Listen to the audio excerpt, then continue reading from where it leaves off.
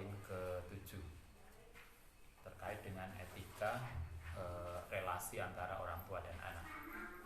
Yang ke-7, istidzanul abnai, minta izinnya seorang anak inda dukhuli nalikane masuk ala abawaihim ing atase kedua orang tuanya fil auqatil khossati ing dalam waktu tertentu.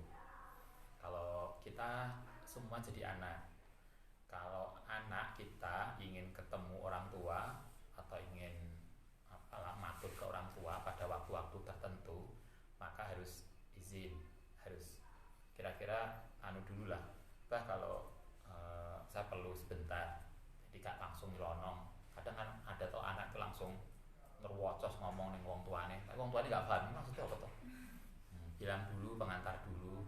Untuk waktu-waktu tertentu, kalau kita ngikuti Al-Quran, ada waktu tertentu yang orang tua itu punya privasi, yang anak harus izin ketika ingin ketemu atau menyampaikan sesuatu. Ada 3 waktu yang secara eksplisit disebut oleh Al-Quran. Kama qala ta'ala ini, ya ayyuhalladzina amanu liyasta'dzinukumul ladzina malakat aymanukum walladzina lam yablughul huluma minkum salasa maratin. Ya ayyuhalladzina amanu, hai orang yang beriman, liyasta'dzinukum, supaya minta izin kum ing sira sapa alladzina malakat, yang memiliki apa aymanukum, kekuasaanmu, walladzina lan orang-orang lam yablughu, yang belum sampai sapa alladzina al-huluma ing dewasa mingkum saking sira kabeh salah samaratin ing 3 waktu. Ada 3 waktu yang orang tua dikasih waktu privasi oleh Al-Quran. 1, min qabli sholatil fajri, sebelum subuh. Nah, Anda misalnya pengen omah di rumah, kemudian Anda ingin segera pergi ini sebelum subuh, maka nggak boleh kemudian tiba-tiba langsung gedor wong tuane ning kamar. Wong tuane cek turu sebelum subuh, sorenya lah bilang dulu, mah besok pagi mungkin saya akan ini, jadi bilang dulu, nggak langsung digedor. Bapaknya ibu cek turu digedori sampai anaknya. Sebelum subuh itu waktu yang privasi untuk orang tua. Nah, kita harus minta izin. Ini kalau yang menurut Al-Quran. Nanti mungkin di dalam kenyataannya bisa berubah, bisa berkembang. Yang kedua, wahina tadouna, nalikane meletakkan sopo aladina siapahum yang pakaiane minadohiroti waktu zuhur, siang. Waktu zuhur, siang hari, mungkin orang tua kita istirahat. Karena itulah anak harus izin dulu kalau ada perlu. Ada toh biasanya orang-orang tertentu kan lain siang, apa itu namanya, koilula, tidur siang. Untuk santri biasanya kan tidur siang karena malamnya tahajud. Nah, santri tak tidur siang mulai pagi turu, mulai subuh turu. Waktu siang itu waktu yang sebagian banyak orang itu istirahat dan tidur. Karena itulah kata Al-Quran, kalau ada anak, kita sebagai anak kalau ingin ketemu orang tua pada waktu siang yang jam-jam tidur, maka kita harus izin. Jadi artinya itu etika agar kita itu tidak mengganggu orang tua. Sampai segitunya loh Quran ngatur kita, agar orang tua itu punya privasi, orang tua itu tidak terganggu dengan kita, sehingga nggak bisa kita sewaktu-waktu ingin ketemu. Apalagi kayak Anda ini ada apa namanya, kuliah kita online, apa namanya, daring ya, darling atau daring, daring. Kemudian Anda kontak dosen, diingat ketika WA itu kira-kira pantas enggak, jam 12 bengi ngirim makalah, kan sering. Nah, ini kan banyak keluhan dari dosen itu, saat kuliah setelah daring itu kayak kerjanya jadi 24 jam, terus gak peduli Minggu, Sabtu, yang mestinya itu privasi, mereka butuh waktu untuk keluarga, kemudian dikirimi makalah, mengirimi proposal, kirimi tugas akhir, apakah itu skripsi, tesis, disertasi, yang dikirim pada hari-hari yang mestinya privasi untuk keluarga. Coba kalau tidak daring, kan biasanya dosen nanti ketemu di kampus, karena mereka ada waktu-waktu yang mereka pengen di rumah itu karena sudah seharian kerja di kampus, kemudian mereka pengen ketika di rumah itu tidak terganggu. Karena itu kan coba etikanya kira-kira kalau saya WA jam sekian pantas enggak, itu harus ngerti pada waktu-waktu jam istirahat. Kalau di sini sebelum subuh, saya kira paham lah sebelum subuh itu.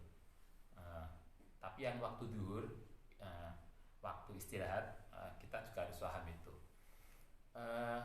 Wa min ba'di sholatil isya, lan setelah sholat isya. Setelah sholat isya itu bisa, kalau Kanjeng Nabi masih ingat, Kanjeng Nabi itu isya biasanya jam 9, setengah 10. Setelah sholat isya berarti malam. Nah kita udah jam 9 ya. Kalau sebelum jam 9 mungkin masih dianggap sore lah. Kalau di tempat-tempat tertentu kan jam belajar masyarakat, dulu kalau di Jogja itu ada jam belajar masyarakat sampai jam 9 malam 21. Jadi artinya mahasiswa itu masih sering ngumpul di kosan untuk belajar bareng. Itu ditoleransi sampai jam 9. Setelah jam 9 mereka harus pulang karena jam belajarnya udah selesai. Sekarang malah lebih neng kosan gak entuk pindah neng kafe. Pindah nanti yang nggak jelas akhirnya jamnya. Itu waktu-waktu dimana seorang anak harus lias ta'udhinuku, harus minta izin. Nah kita sebagai anak kita harus tahu, artinya kita harus tahu unggah-ungguh. Ini dari perilaku unggah-ungguh yang diajarkan Al-Quran untuk kita.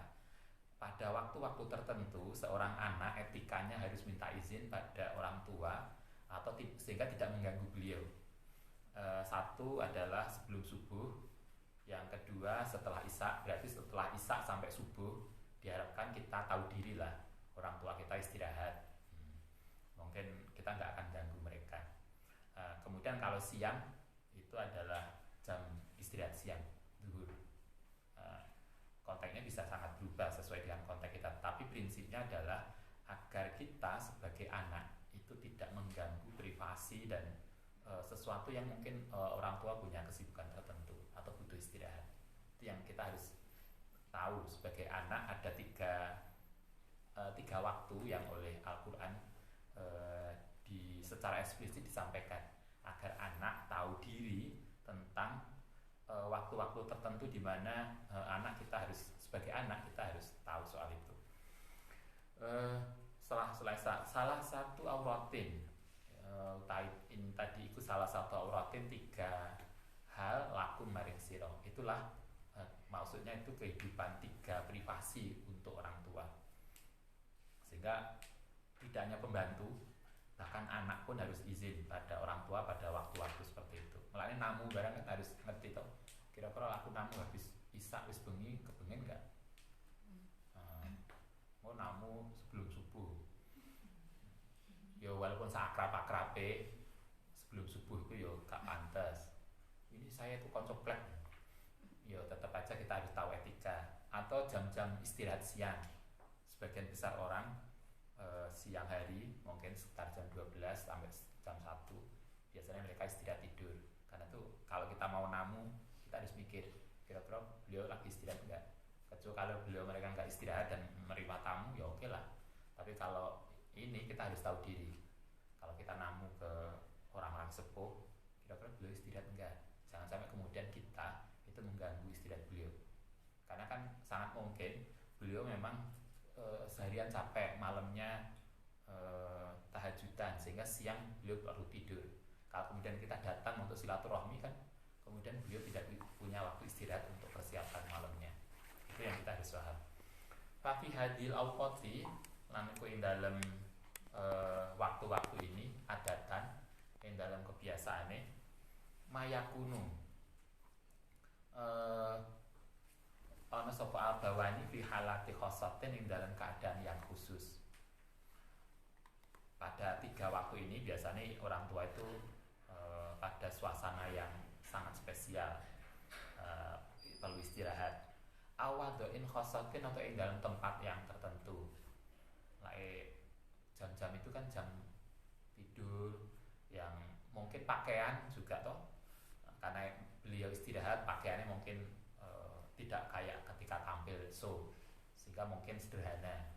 Sehingga karena itulah kita harus tahu layuh tahsanu, yang tidak patut apa ru'yatuhuma, melihat kedua orang tua fihi, pada waktu siang, malam, itu waktu-waktu yang atau suasana yang orang tua mungkin punya kesibukan tertentu atau kondisi tertentu sehingga seorang anak tidak etis kalau kemudian membagi mereka. Itu yang ketujuh, etika seorang anak terhadap orang tua. Jadi artinya di ketujuh ini kita harus tahu waktu-waktu tertentu agar kita tidak mengganggu beliau, ibu bapak kita. Itu tujuh. Yang kedelapan, ini balik mana kewajiban orang tua lagi.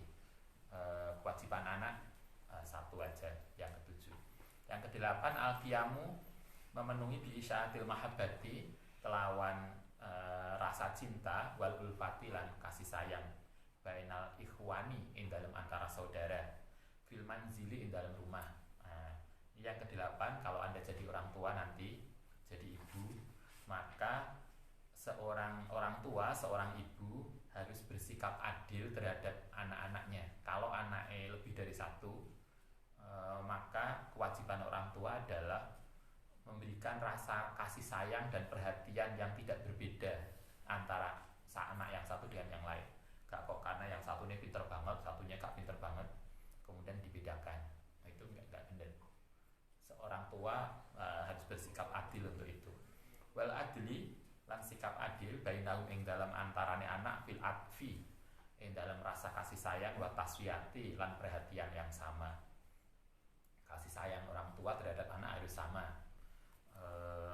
perhatiannya juga tidak berbeda.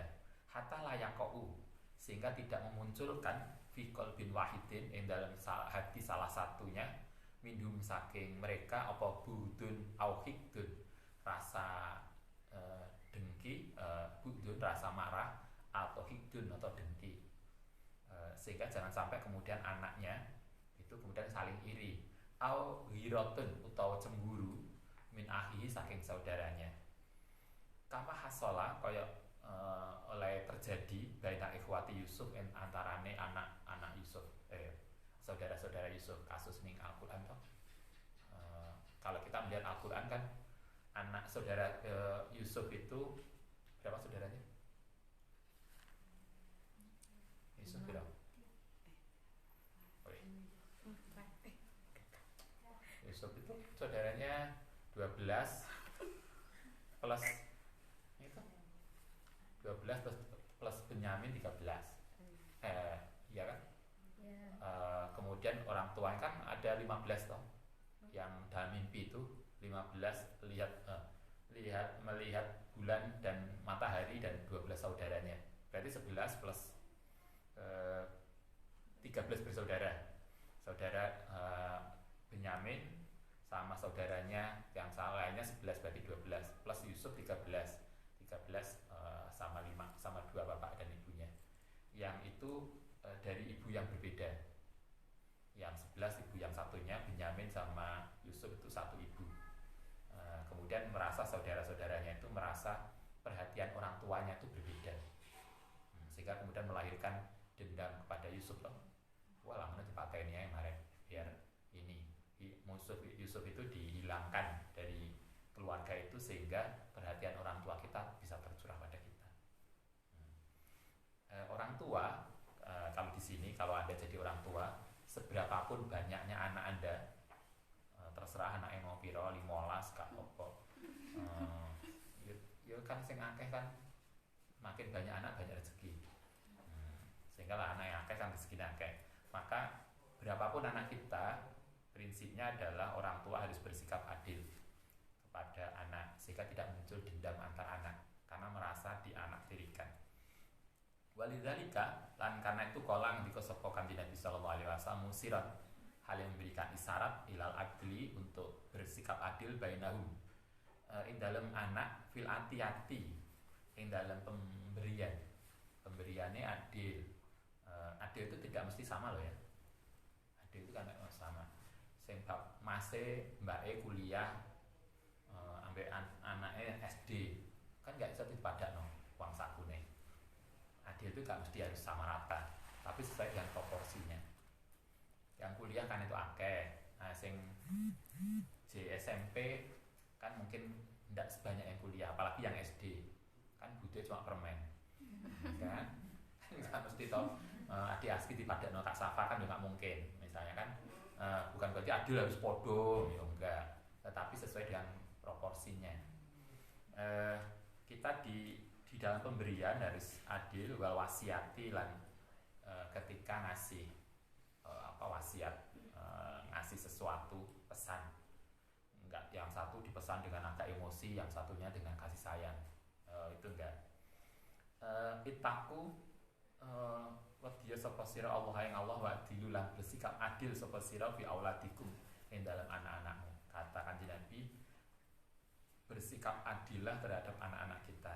Ama fil adhi, anapun ing dalam kasih sayang, wal kublati lan ing dalam kublah, apa namanya, mencium, menerima.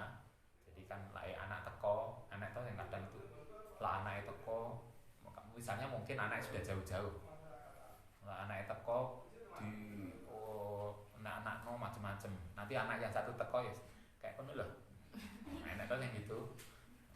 Anaknya cik kabeh, anaknya mondok kabeh, anaknya 5. Ada yang kalau anak yang satu yang istimewa datang, orang tua sibuk golek nih sate, golek nopo. Tapi lah yang satunya datang masak-masak dewe, golek-golek dewe. Ada juga mungkin. Nah, Anda kan nggak ada. Nah, itu nggak boleh begitu. Fil aqwi al kublat itu namanya kublah, rasa sambutan. Ketika anak kita datang ya sama cara nyambutnya. Warahmati lan perhatian. Fa'an Anasin mongko saking Anas radhiyallahu an. Ana rajulan sak temene seseorang iku kana ana sapa rajul iku jalisan lagi duduk ma Rasulillah sallallahu alaihi wasallam. Fajaa mongko datang sapa ibnun, anak laki-lakinya lalu kedua rajul. Faqab balahu, kemudian mencium sapa ini rajul hu ing ibnun. Wa ajlasahu lan mendudukkan sapa rajul hu ing ibnun fi hijrihi ing dalam pangkuane. Sumajaat, kemudian datang sapa ibnatun, anak perempuannya lahu kedua rajul. Fa akhadaha, kemudian ngambil sapa rajul ha ing ibnah. Fa ajlasaha, kemudian mendudukkan sapa rajul ha ing ibnah ila janibihi, di sisinya. Coba ini kasus ada seorang laki-laki, seorang ayah lagi bareng tak sama Kanjeng Nabi. Jadi Kanjeng Nabi itu lagi, kalau bahasa kita lagi duduk-duduk bareng. Kemudian di salah satu yang bareng Kanjeng Nabi itu seorang laki-laki yang punya anak. Nah, ketika duduk dengan Nabi, anak laki-laki orang tadi datang. Begitu datang, laki-laki tadi langsung menyambut anak laki-lakinya dengan luar biasa, dicium, didudukkan di pangkuan, di pangku. Kemudian setelah itu adiknya datang, yang perempuan, anak perempuannya datang lagi. Kemudian disambut tidak di pangku, tidak dicium, kemudian didudukkan di sampingnya. Mengetahui itu, apa kemudian kata Nabi? Faqala, kemudian dawuh sapa Rasulullah SAW, ma'adalta, tidak adil sapa sira bainahuma ing dalam antarane mereka. Kata Nabi, kamu jadi ayah nggak adil itu. Yang satu disayang, dicium, di pangku, yang satunya cuma digeledak none sandingin. Walaupun kemudian didudukkan di sampingnya, wong satunya di pangku, kenapa nggak di pangku kabeh? Itu loh, kayak sampai segitunya Nabi memperhatikan. Nabi kemudian mengatakan, kamu tidak adil pada anakmu kalau itu perlakuan yang ditunjukkan. Artinya kita sebagai orang tua, kalau Anda nanti jadi ibu, itu penting loh. Kadang itu kita yang dulu pernah bisa sampaikan, kadang pertengkaran antara suami kita dengan orang tua kita itu bukan karena mereka, tapi karena kesalahan kita memberikan informasi. Begitu juga bisa terjadi juga pertengkaran di antara anak-anak kita itu bukan karena mereka, tapi karena perlakuan kita lah yang tidak adil pada mereka. Bisa juga toh, awalnya Anda jadi ibu yang memperlakukan nggak sama, yang satunya dikasih sego beras, satunya sego jagung. Misalnya, ini masalah itu sego beras dia muntah. Dia kecuali kalau begitulah. Tapi prinsipnya tidak boleh membedakan. Itu kayak film sinetron. Nah, itu nggak boleh. Sangat mungkin karena orang tua, ketika kita jadi orang tua kemudian kita tidak bisa berbuat adil, anak kita kemudian jadi ribet. Jadi ribetnya mereka itu bukan kesalahan dia, tapi itu adalah akibat dari perlakuan kita sebagai orang tua yang tidak bisa adil. Coba Anda bisa bayangkan, Nabi aja langsung mengkritik sahabat tadi hanya karena cara ngelungguhno anaknya enggak sama. Itu oleh Nabi langsung ma'adalta bainahuma, kau telah bersikap tidak adil. Sehingga kalau satu dipangku, yang lainnya dipangku. Apalagi kayak kembar itu kayak ini terpodo kembar itu yang satu nikah harus carikan ini biar nikah bareng. Nah, kan ada orang Jawa kan berusaha gitu toh agar tidak melukai perasaan. Coba itu luar biasa. Yang ajaran yang sikap kewajiban orang tua yang kedelapan adalah bersikap adil di dalam memperlakukan anak-anaknya. Yang kesembilan, Waminal adabi, paniku setengah saking etika Islamiyati di hadal majali dalam pembahasan ini, nahyu walidaini adalah melarang kedua orang tua anduai saking mendoakan buruk ala auladihi mengatasi anaknya. Etika kewajiban orang tua terhadap anak adalah tidak boleh orang tua itu mendoakan buruk pada anaknya. Senakal-nakali anak lah, tetap nggak boleh mendoakan. Mendoakan buruk loh ya, bukan mendoakan baik. Yang diajarkan adalah mendoakan baik, bukan mendoakan buruk. Anda harus sabar bener. Anda kalau Anda jadi guru, maka muridnya nakal banget, tetap nggak boleh mendoakan buruk. Oh ancene tak dungan gak lulus. Nah itu gak boleh. Kalau Anda jadi guru ini kan akad jadi guru paling gak PKL. Sehebat senakal apapun murid kita gak boleh mendoakan guru. Makanya kiai-kiai sepuh kan justru yang nakal itu kemudian dicatat, kemudian di list untuk didoakan baik. Coba untunglah yang nakal santri-santri itu. Semakin nakal seorang santri, semakin banyak doa dari kiainya. Tapi Anda ini jangan ditiru, lumayan. Makin nakal yang kemudian untuk dungo, jangan ditiru begitulah. Tetapi prinsipnya bagi kita, kalau Anda jadi orang tua, tidak boleh mendoakan buruk pada anak.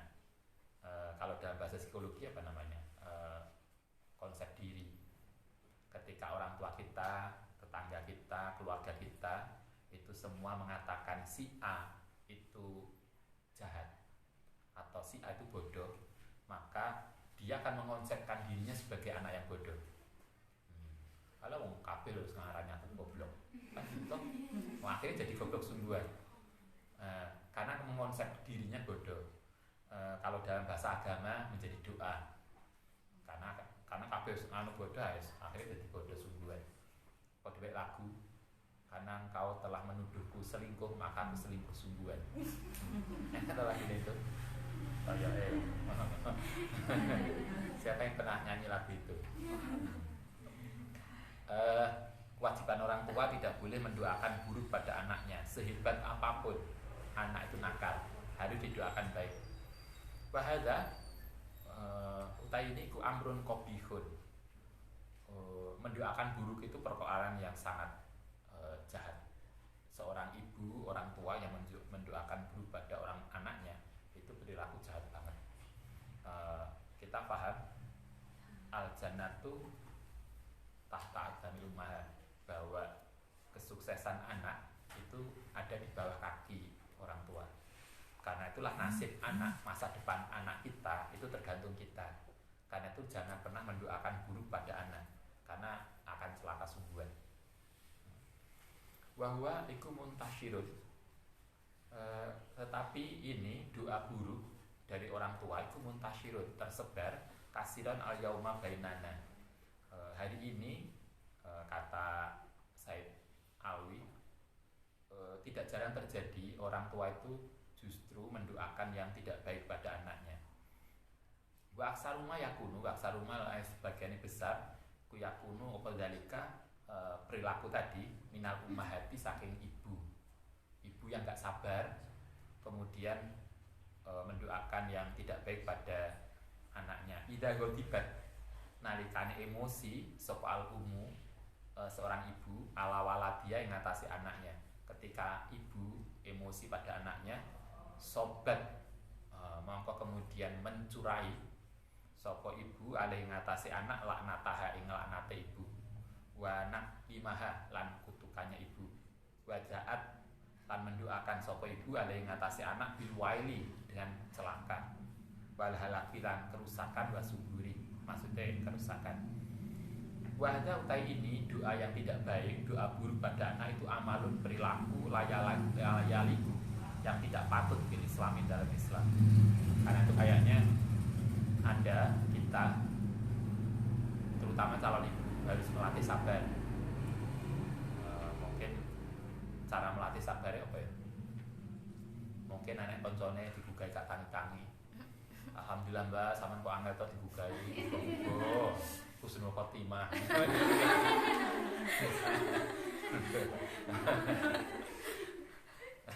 Melatih kesabaran. Ini anak koncone digugai kok angel banget. Marilah kita yang ada calon ibu melatih kesabaran. Itu kan harus dilatih sejak sekarang. Kan nggak mungkin muncul tiba-tiba ketika Anda jadi ibu. Harus dilatih sekarang. Termasuk juga kalau Anda ayah. Karena itu kalau Anda cari suami, carilah suami yang sabar. Kalau Anda cari istri, takoni mbak, sampean sabar nggak mbak? Oh sabar mas. Pokoknya gosong gak popo. Masak perang gak popo, saya sabar kok. Tapi intinya anak kita mungkin tidak seperti yang tidak senantiasa sama seperti yang kita idealkan. Semua orang tua mengidealkan anak yang hebat, tapi tidak semua anak itu sesuai dengan idealitas kita. Karena itulah butuh kesabaran. Itu penting. Dan di antara bentuk kesabaran adalah jangan pernah mendoakan yang tidak baik pada anak kita, sehebat apapun anak kita nakalnya. Wa Rasulullah SAW itu yanha, melarang sapa Nabi an misli dzalika doa saking doa semacam itu. Nabi secara eksplisit melarang orang tua mendoakan buruk pada anaknya. Fayaqulu kemudian dawuh sapa Nabi, latatu, jangan mendoakan buruk sapa sira ala anfusikum ing atase sira kabeh. Artinya kita tidak boleh saling mendoakan buruk. Nah, ning sosial media kan sering toh kita lihat saling mengutuk karena perbedaan pilpres, perbedaan apa itu, pemilu, pilihan, perbedaan kelompok, saling mencaci, mendoakan buruk. Itu kadang kita mikir itu perilaku ini nurut sopo terjadi. Kan jadi jelas banget tidak boleh ngajari kita jangan pernah saling mendoakan buruk. Kita malah saling mencaci dan mendoakan buruk. Nabi mengatakan latatu ala musikum. Satu, walatatu dan jangan mendoakan buruk sapa sira ala auladikum.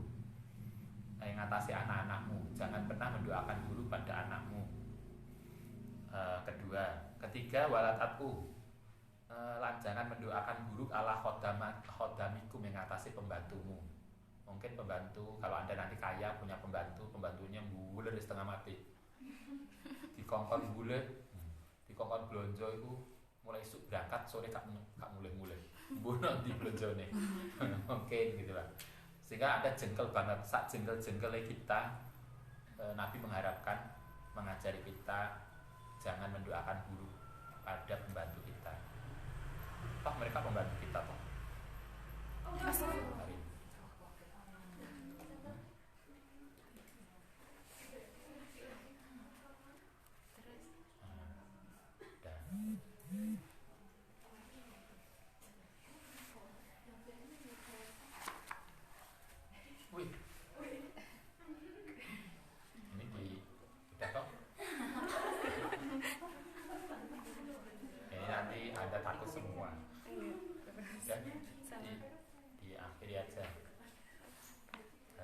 kita akhiri, nanti kita lanjutkan.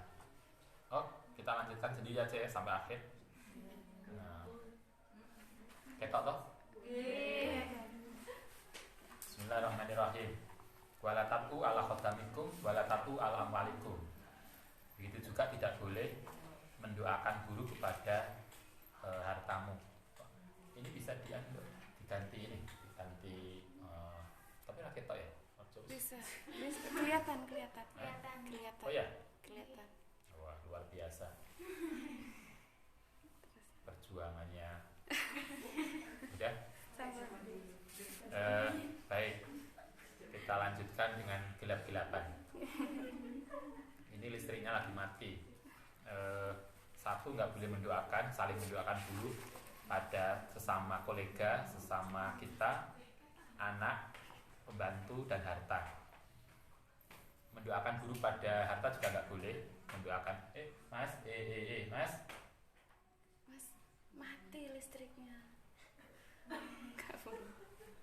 La tuwafiku, tidak memenuhi sapa sira kabeh, tidak nyocoki sapa sira kabeh minallahi taala saking Allah taala yus'alu, yang diminta fiha ing dalem saah apa ataun pemberian payas tajibu, kemudian memenuhi sapa Allah lakum maring sira.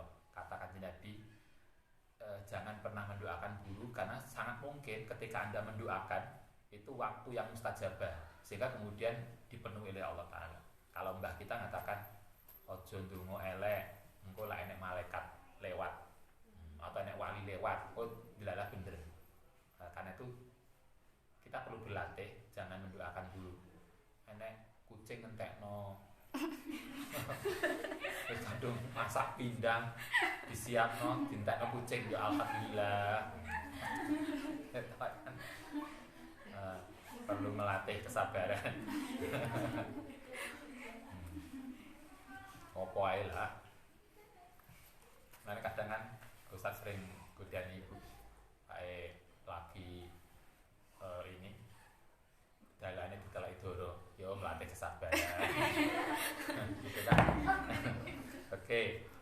Baca rajulun ila Abdillah bin Mubarak pasaka, mongko kemudian mengadu sapa rajulun ilahi maring Abdullah bin Mubarak minta di auladi saking sebagian anake. Fakola mongko nanya lah maring rajul sapa Abdullah, hal da'auta, ana ta pernah mendoakan buruk sapa sira alih ngatasi aulad? Qala na'am. Bener, ini kasus yang tadi saya ceritakan. Qala mongko kemudian mengucap sapa Abdullah bin Mubarak, anta afsad tahu, anta lai siraku afsad tahu, ngerusak sapa sirahu ing aulad. Suatu pernah ada kejadian begini, seorang laki-laki mengadu kepada Abdullah bin Mubarak. Dia mengatakan, anak saya itu kok nakal banget ya. Begitu dia mengadu, apa pertanyaan Abdullah? Apakah Anda pernah mendoakan buruk anakmu? Iya, yaitulah yang menyebabkan anakmu nakal. Cobalah, walaupun anak kita awalnya nakal itu anak kita, tapi jangan pernah mendoakan buruk, karena itu nanti akan menjadi lebih nakal lagi dan kita akan jengkel banget. Coba, ini kan gitu. Hal da'au ta'alaihi, apakah kau pernah mendoakan buruk? Fatakullaha, mongko wedi sapa sira Allah yang Allah ibadallah. Wala tatku, lan jangan pernah mendoakan sapa sira ala aldikum kepada anak-anakmu illa bi khairin, kecuali kebaikan. Jangan pernah mendoakan kecuali baik, walaupun sak mungkin jengkel setengah mati. Kita perlu latihan. Walaupun kucing itu jengkel banget, yo alhamdulillah, moga-moga jadi amal jariah. Misalnya melatih kesabaran, gak langsung digolekno sepatu setahun. Gak sabar ini. Wala tatum alautikum, jangan pernah mendoakan anakmu kecuali kebaikan. Wa'lamu anallaha iku yang faukum, memberikan kemanfaat. Ingatlah yang diajarkan oleh Said Maliki gini, sak nakal-nakale anak itu nanti kalau Anda jadi ibu, maka anak itu yang akan memberikan manfaat pada kita. Itu kan? Karena itu jangan berbuat yang ini. Inlamu anallah yang faukum bihim, kelawan anakmu fi hayatikum ing dalam hidupmu, kama yang faukum kaya oleh memberikan kemanfaatan sapa Allah kum ing sira bihim kelan anak ba'da mamatikum setelah kematianmu. Kala sapa ngendika sapa Nabi sallallahu alaihi wasallam, idza mata, masih ingat ayat hadis ini, idza mata ibnu adam ing qata'a. Kalau di sini idza mata al insanu, nalikane wis mati sapa manusa ing qata'a, mongko akan putus, mongko putus anu saking insan apa amaluhu amale, illa min salasin, kecuali 3. 1 sedekah jariyah, 2 ilmin yuntafa'u bihi, ilmu yang diambil manfaat, dan yang ketiga waladin sholihin, anak yang soleh yad'u, yang mendoakan sapa anak soleh lahu kedue. Walaupun nanti anak kita nakal, mungkin dengan kita sebagai orang tua berbuat baik, anak kita menjadi sadar. Saya kira banyak toh kasus yang dulu pernah di Mesir, anak ibu anaknya nakal banget, gak mau sholat, kemudian ibu tadi lapor, kalau nggak salah ke Syekh Mutawali Asaron, kemudian salah satu ijazah, mungkin nanti Anda juga bisa lakukan. Ijazah beliau kepada ibu tadi adalah tolong dibacakan Fatihah setiap habis sholat. Begitu, karena sering dibacakan Fatihah oleh ibunya, anak yang nakal tadi berubah sedikit demi sedikit, kemudian mulai mau sholat, mau menghormati ibunya, dan seterusnya. Itu kan luar biasa. Saya kira ini kita perlu berlatih jadi orang tua yang sabar, orang tua yang selalu mendoakan anak-anak kita dengan baik. Baik, ini luar biasa, sambil gelap-gelapan. Semoga besok nggak gelap lagi. Amin. Al-Fatihah.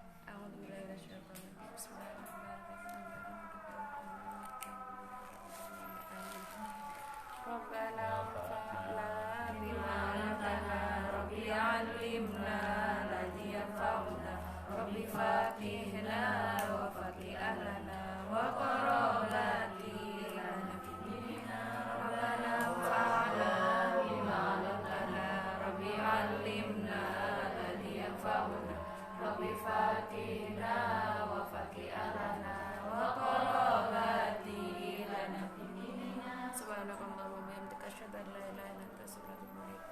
Assalamualaikum warahmatullahi wabarakatuh. Pacaran nggak? Waalaikumsalam.